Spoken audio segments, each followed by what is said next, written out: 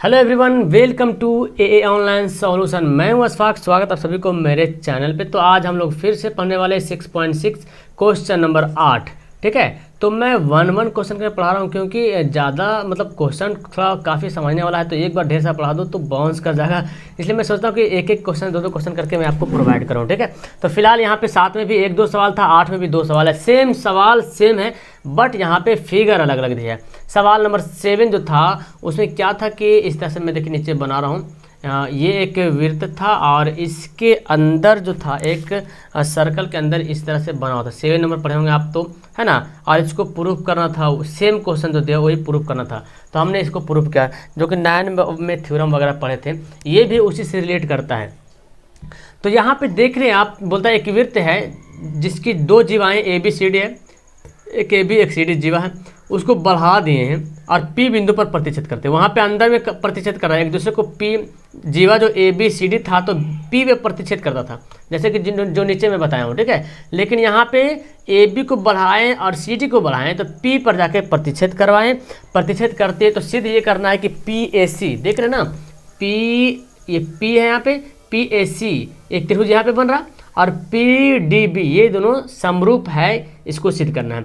और फिर P A बटा P B, P A into P B, P A into P B, ठीक है, और P C into C D. तो मेरे ख्याल से ये तो खैर दोबारा सेकंड वाला बहुत ही ईजी है। पहले फर्स्ट वाला करते हैं। फर्स्ट में समझने के लिए आपको थ्योरम वगैरह भी अंडरस्टैंड करना पड़ेगा, और वो थ्योरम आपको क्लास 9 में थ्योरम जो पढ़े उसको करना पड़ेगा। अब फिलहाल हम समरूप कैसे सिद्ध करेंगे वो देखना है। तो चलिए आइए यहाँ पे लिखता हूँ, हल करते एक एक कंसेप्ट यहाँ पे समझेंगे। हल सबसे पहले दिया क्या है वो पहले लिख लेता हूँ। दिया है कि, पहले लिखते हैं, दिया है कि वृत्त की, जो दिया लिखते हैं, वृत्त की जीवाएं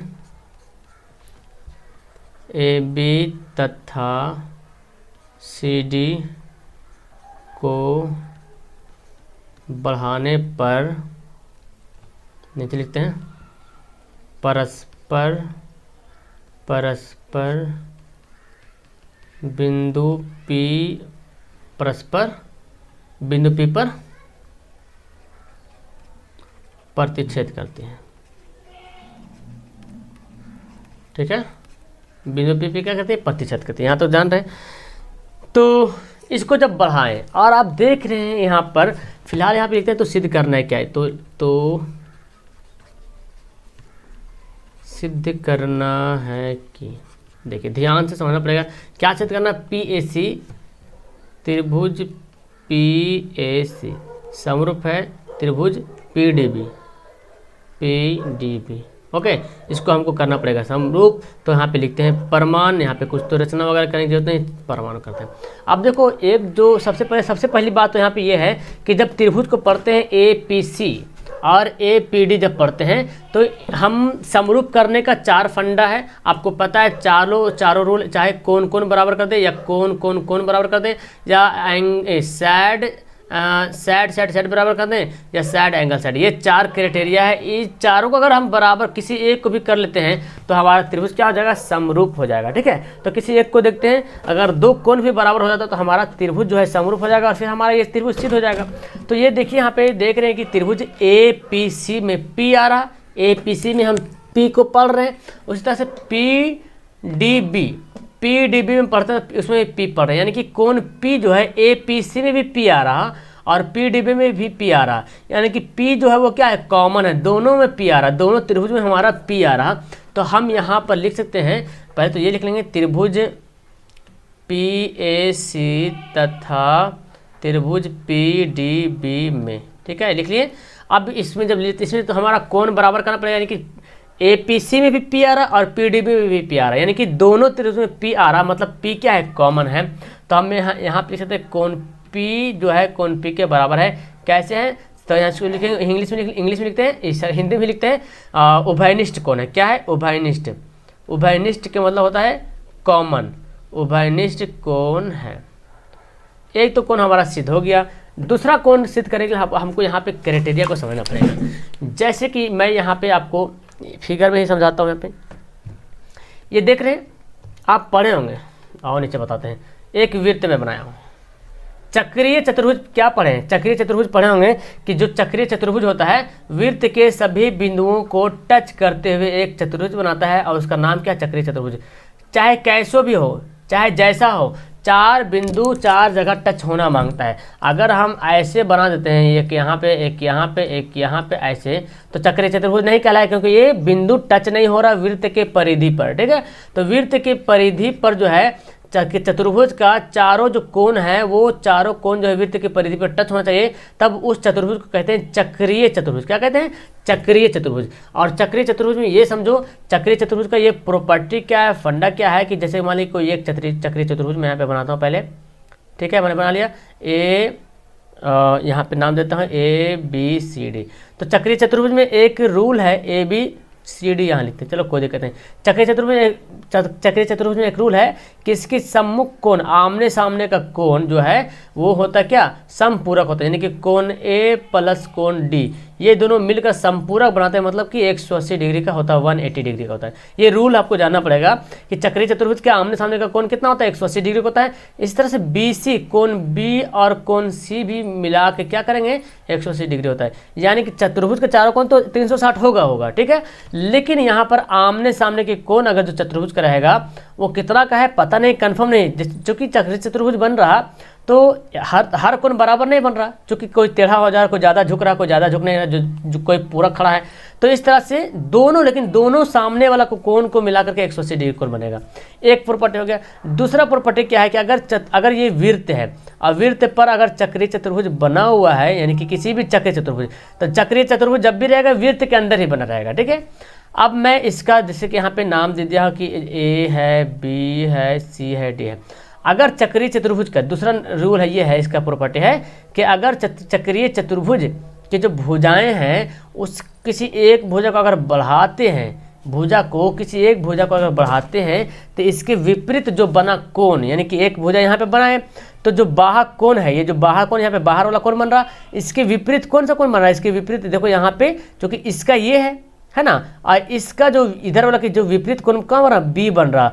तो इस तरह से जब किसी चक्रीय चतुर्भुज से की एक भुजा को हम बाहर, मतलब एक जीवा बोलो, है ना, जो भी बोलो, उसको बाहर तक अगर बढ़ाते हैं तो इसके विपरीत जो कोण है वो समान होता है। यानी कि अगर कोण 1 और इसको कोण 1 और इसको कोण 2 माने तो कोण 1 और 2 क्या होगा, आपस में समान होगा। यानी कि फिर से समझिए, यहाँ पे इस तरह से मैं बता दिया हूँ, ये देखो इस तरह से मैं बना रही हूँ।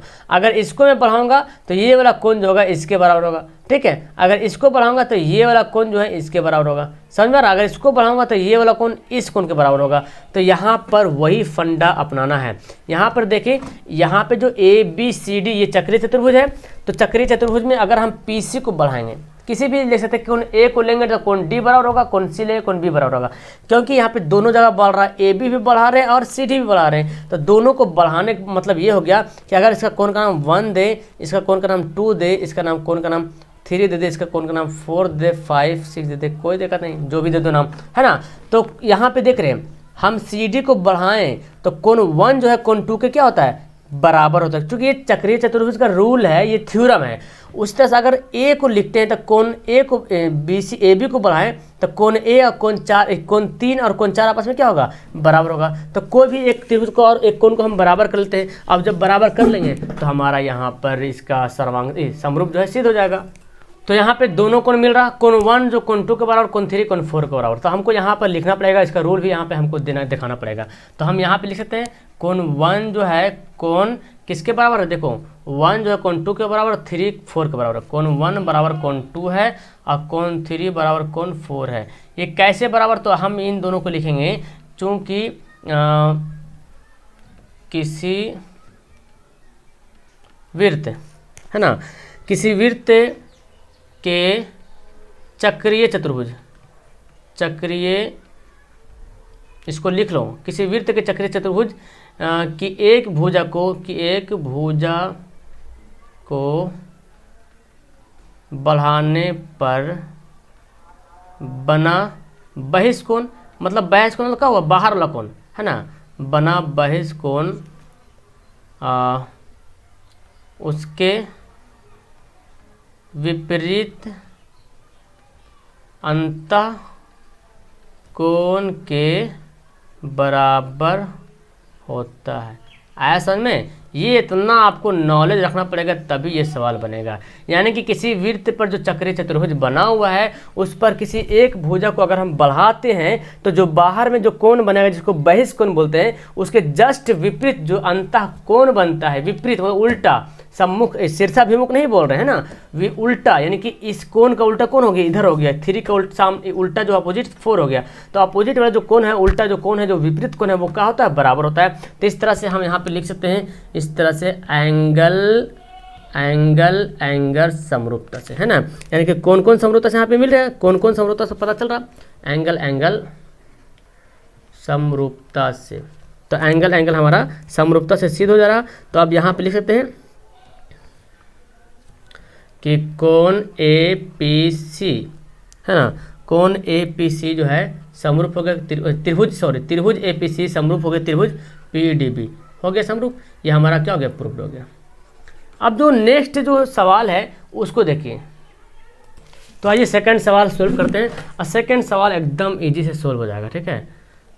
देखिए सेकंड सवाल क्या बोलता है आपको, एक मिनट, यहाँ पे सेकंड सवाल लिख लेते हैं। सेकंड सवाल आपको सेम टू सेम 8 की तरह है, PA into PB equal to PC into PD है। तो फिर वही कंडीशन आ गया, अगर हम इसको PA बटा PD लिखते हैं और PC बटा PB, ये अगर प्रूफ कर लेते हैं तो ये आ जाएगा। और ये हम प्रूफ कर चुके हैं ना, ये प्रूफ किए कि नहीं? ये प्रूफ कब होता है? ऐसा कब होता है? जब त्रिभुज समरूप होता है। और यहाँ पे PAC PBD समरूप अभी तुरंत सिद्ध किए। PA क्या है? PAC PDB अभी तुरंत समरूप किए। समरूप जब सिद्ध हो जाएगा तो हम इसको ऐसे लिख सकते हैं, PA बटा PD, PA बटा PD। अब बोलेंगे सर PA बटा PB लिखना चाहिए था आपको, क्योंकि त्रिभुज यहाँ पे दिख रहा है PBD है और PAC। तो जब त्रिभुज जब समरूप होता है तो PA बटा PD लिख रहा है, लेकिन हमको PA बटा PB तो नहीं ना ऑप्शन में दिया हुआ, नहीं ना दिया हुआ है, तो PD लिया हुआ है। तो हम क्या लिखेंगे? PA बटा PD। अब ये कैसे लिखे हैं तो आपको यहाँ पे देखना पड़ेगा। देखो कौन एंगल 1 एंगल 2 के बराबर है, एंगल 1 एंगल 2 का है, तो 1 के अपोजिट कौन हो गया? 1 का अपोजिट PA हो गया और 2 का अपोजिट PD हो गया, है ना। 1 चूंकि कोण के जो सामने वाला जो भुजा उसी को हम लोग अनुपात बनाते हैं, तो 1 के अपोजिट PA हो गया और 2 के अपोजिट PD हो गया, तो PA बटा PD लिखेंगे, ठीक है। अब PB बटा PC देखो, तो देखो यहाँ पे 3 के अपोजिट 4 है, 3 के अपोजिट 4 है, तो 3 के अपोजिट 4 है, यानी कि 3 के अपोजिट में 3 और 4 आपस में बराबर है, और 3 के अपोजिट PD दिख रहा है यहाँ पे, अच्छा PC दिख रहा है, 3 के अपोजिट PC है, और 4 के अपोजिट, चूँकि 4 बड़ा वाला त्रिभुज है, 4 के अपोजिट PA है ना, ये देखो हमारा PB जिसको बोल रहे हैं। तो अब इसी को हमको लिखना पड़ेगा। तो यहाँ पर मैं क्या करता हूँ, चूँकि क्या है, त्रिभुज PAPC त्रिभुज PDB क्या है? आपस में समरूप है। जब समरूप है तब यहाँ पे लिख सकते हैं हम लोग PA अपॉन PD बराबर PC बटा PB, ठीक है। इसको हम ऐसे लिख सकते हैं। अब ये कैसे लिखा हूँ अभी मैं तुरंत PA बटा PD, यहाँ देखिए फिगर से आप फिगर में बोल सकते हैं सर कि अगर ये तो PDB है और PAC जब समरूप है तो PA बटा PB होना चाहिए था, है ना, PA बटा PB होना चाहिए था, और PC गुना PD होना चाहिए था। लेकिन हमको यहाँ पे ये लाना था ना, तब तो ये सिद्ध होता। चूँकि देखो PA गुना PD है, बटा नहीं है, तो हम इसको क्या करेंगे, कोण 1 और कोण 2 के बराबर, अभी हम तुरंत पढ़े थे एंगल 1 एंगल 2 के बराबर है, तो कोण के सामने जो भुजा होगा वही हमारा PA होगा, और 2 के सामने वाला भुजा क्या है? PD, तो हमारा PD यानी कि PA बटा PD। और 3 के सामने वाला भुजा 3 और 4 बराबर है, तो 3 के सामने PC है और 4 के सामने वाला भुजा पूरा PA है। तो हम यहाँ पर लिख सकते हैं PA बटा PD। कैसे लिखे? तो हमको यहाँ पर लिखना पड़ेगा, चूँकि जब 2 त्रिभुज समरूप